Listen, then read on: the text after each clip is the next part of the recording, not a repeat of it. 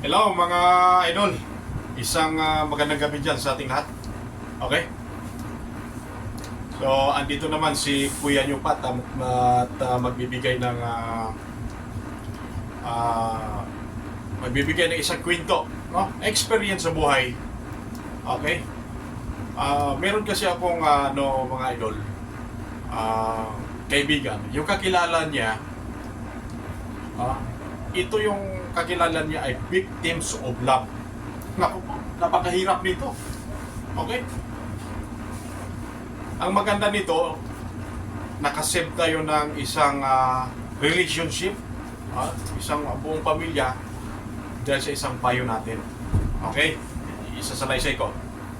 Kaya itong kaibigan ko, palibhasa, hindi kagalingan magpayo yung sa kaibigan niya na may karelasyon, sa isang individual.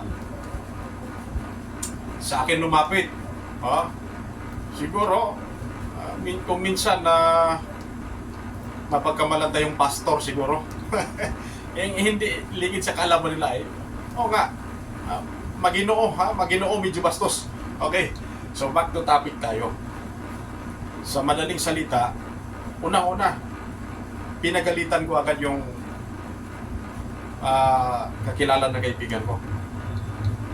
Kasi buong akala niya, yung karelasyon niya, akala niya buong tunay na pagmamahal. Ang sabi ko sa kanya, bunga lang ng emosyon mo yun. At hindi mo alam, yun pala, nakipaglaro ka na ng apoy. So panandalian lang yun. Ang sabi ko sa kanya,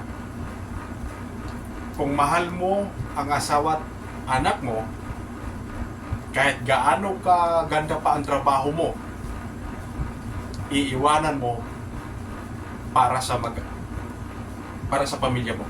Okay? So, sa madaling salita guys, mga idol, siguro, nabalitaan ko 1-2 buwan. Yun, nag-resign nga sa trabaho niya at iniwanan niya yung maganda niyang trabaho para masave lang yung pamilya niya.